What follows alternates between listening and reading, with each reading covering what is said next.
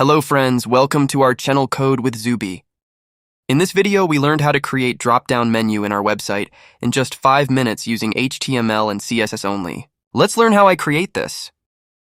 Start with the structure of HTML. Change the title as you want.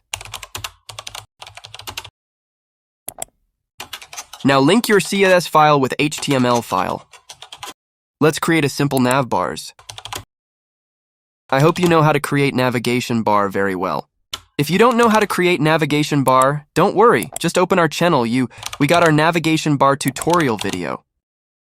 So there is our nav bars. Let's design this in CSS. Start with whole page tag. Set the margin and padding both on 0 pixels. We need to style UL tag.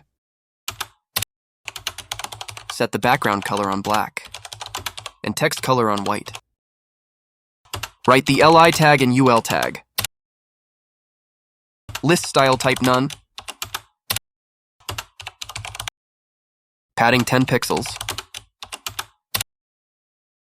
Display inline block. We need to apply hover effect on these both UL and LI tags. Set the background color as you wish. And text color to black. Now whenever you refresh the page, the hover will be applied. And they look so nice.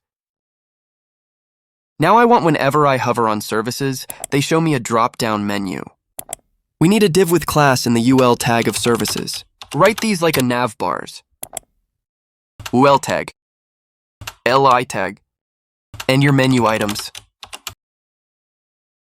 If you're new to our channel, please subscribe the channel and like video for more videos like this.